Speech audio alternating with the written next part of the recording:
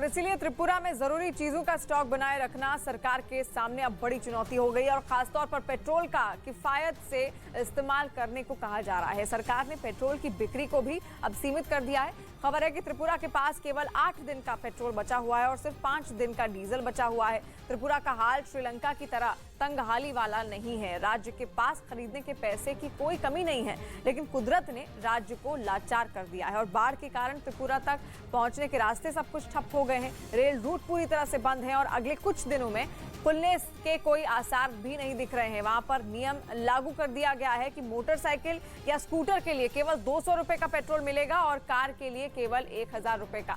वहां चावलों का स्टॉक अब 43 दिनों का बचा हुआ है और गेहूं का भंडार केवल 38 दिनों का है।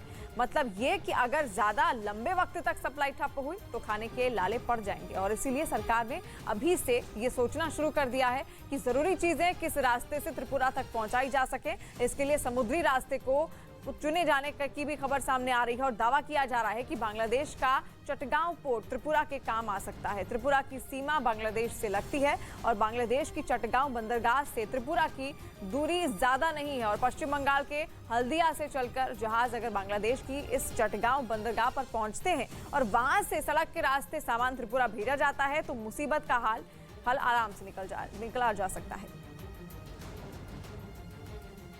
जिसकी संभावना फिलहाल सबसे ज्यादा बताई जा रही है, क्योंकि उत्तर पूर्व के राज्यों में मुसीबत कम होने का कोई रास्ता निकलता नहीं दिख रहा। पेट्रोल और डीजल की जिस किल्लत पर त्रिपुरा में हंगामा मचा है, वैसा ही हाल मेघालय का भी है। यहाँ तक कि मणिपुर में भी नदियां किनारों को काटती हुई शहरों में दाखिल होने लगी हैं। सरकारी एजेंसियां हाई अलर्ट पर हैं और केंद्र सरकार भी हालात पर नजर बनाए हुए है।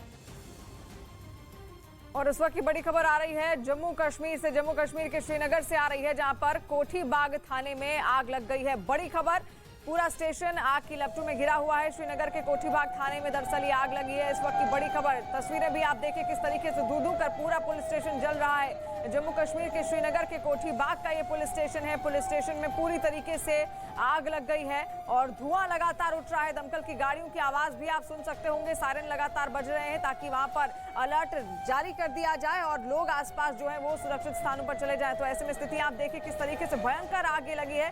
पूरा का पूरा पुलिस स्टेशन आग की लपटों में घिरा हुआ है। फायर ब्रिगेड की टीम वहां पर फिलहाल पहुंच गई है और लगातार कोशिश की जा रही है कि किसी भी तरीके से इस आग पर काबू पाया जा सके। जो अंदर लोग फंसे हैं, जो पुलिसकर्मी मौजूद हैं, उनको बाहर निकालने की कवायद भी लगातार शुरू हो गई है।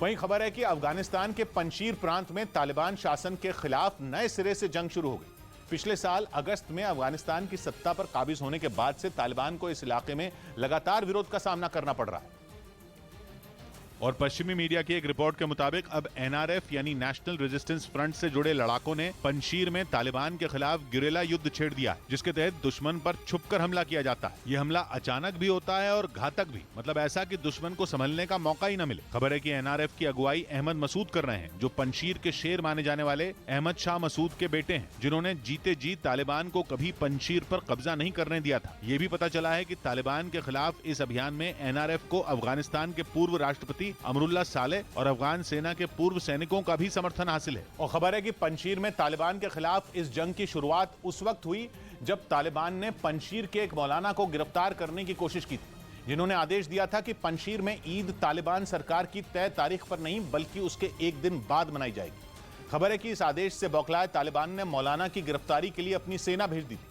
जिसकी वजह से वहां एक बार फिर जंग छिड़ गई और एनआरएफ ने तालिबान के 20 लड़ाकों को मार गिराने का भी दावा किया था। हालांकि उस वक्त तालिबान सरकार ने एनआरएफ के दावों को सिरे से खारिज कर दिया था, लेकिन खबर है कि इसके बाद से वहां तालिबान के खिलाफ गिरिला युद्ध जारी है।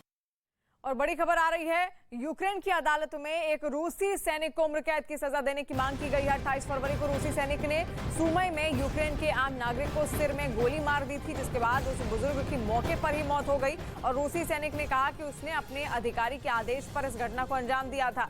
रूस यूक्रेन जंग में यूक्रेन के अब तक हजारों लोगों की जान जा चुकी है, वहीं भारी संख्या में रूसी सैनिकों की भी मौत हुई है। तो ऐसे में वहां पर अदालत में ये बड़ी कार्रवाई हुई और सैनिक पर बुजुर्ग की हत्या का आरोप लगा है। रूसी सैनिक है जिसको आप देख रहे हैं, जिसको की सजा का ऐलान किया गया है। कांग्रेस नेता सुनील जाखड़ ने बीजेपी का दामन थाम लिया। पंजाब कांग्रेस के पूर्व अध्यक्ष सुनील जाखड़ दिल्ली में जेपी नड्डा की मौजूदगी में बीजेपी में शामिल हो गए। कोई व्यक्तिगत झगड़ा नहीं था। सुप्रीम कोर्ट ने ज्ञानवापी मामले में दोपहर तक सुनवाई टाल दी और तब तक निचली अदालत में सुनवाई पर भी रोक लगाने का फैसला लिया। अमेरिका में पिछले 24 घंटों में कोरोना के करीब 1,90,000 मामले सामने आए, जिसके बाद वहां के स्वास्थ्य मंत्रालय ने यह आशंका जताई कि अगले कुछ महीनों में हालात और बिगड़ सकते हैं। यूक्रेन का रूस पर पलटवार लगातार जारी है। वहीं खार्किव में यूक्रेन के सैनिकों ने लैंड माइन्स के जरिए एक रूसी बख्तरबंद गाड़ी को तबाह कर दिया। यूक्रेन की फौज ने एक वीडियो जारी किया है जिसमें यूक्रेनी सैनिक लैंड माइन्स बिछाते हुए दिखाई दे रहे हैं और जैसे ही रूसी टैंक लैंड माइन्स के संपर्क में आता है, सैन्य वाहन में ब्लास्ट होता है और आग की लपटों और धुएं में ये घिर जाता है। तस्वीरें आप देखिए, लैंड माइन्स बिछाई गई। पहले ही यूक्रेन की सेना इस टैंक पर घात लगाकर बैठी हुई थी और जैसे ही ये आगे बढ़ा, तुरंत इस पर विस्फोट होता है। विस्फोट के बाद धू-धू कर ये पूरा टैंक जलने लगता है। यूक्रेन के उत्तर में मौजूद चेर्नोबिल परमाणु पावर प्लांट के पास भीषण आग लगने से लोग दहशत में आ गए। यह आग प्लांट के नजदीक बसे जंगल में लगी, जो कुछ ही देर में 100 एकड़ से भी ज्यादा इलाके में फैल गई, जिसके बाद वहां से आग की कई फीट ऊंची लपटें उठती नजर आईं। जंगल में लगी आग की वजह से पूरे इलाके में धुआं इस कदर फैल गया कि ठीक से दिखना भी मुश्किल हो गया। हालांकि कुछ ही देर में दमकल की कई टीमों को वहां भेज दिया गया। दमकल कर्मियों ने आग बुझाने के साथ ही जंगल के आसपास रहने वाले लोगों को भी वहां से निकालने में मदद की, लेकिन बड़ा खतरा परमाणु प्लांट को लेकर था, जिसे हर हाल में आग की लपटों से बचाना था। बताया गया कि आग एक्सक्लूजन जोन के नजदीक लगी थी, जो चेर्नोबिल परमाणु प्लांट के 30 किलोमीटर के रेडियस में फैला वो इलाका है जहां कोई नहीं रहता, क्योंकि प्लांट में 36 साल पहले हुए हादसे के बाद से वहां भयानक रेडिएशन है। ऐसे में दमकल कर्मियों के सामने प्लांट की सुरक्षा सबसे बड़ी चुनौती थी। ये वही परमाणु प्लांट है जिस पर रूस ने 24 फरवरी को यूक्रेन पर हमला करने के पहले ही दिन कब्जा कर लिया था। हालांकि बाद में यूक्रेन ने इसे रूस से छीन लेने का दावा किया था। बीजेपी युवा मोर्चा के कुछ कार्यकर्ताओं ने दिल्ली के औरंगजेब लेन का विरोध किया। बीजेपी युवा मोर्चा के कुछ कार्यकर्ताओं ने दिल्ली के औरंगजेब लेन का विरोध किया और वहां पर बाबा विश्वनाथ मार्ग का पोस्टर लगा दिया। औरंगजेब लेन का मार्ग का नाम बदलकर बाबा विश्वनाथ मार्ग करने की डिमांड करने आए हैं। दिल्ली के एम्स में अब 300 रुपए तक की सभी जांच मुफ्त में होंगे। इस बारे में दिल्ली एम्स प्रशासन ने आदेश जारी कर इसे तुरंत प्रभाव से लागू कर दिया।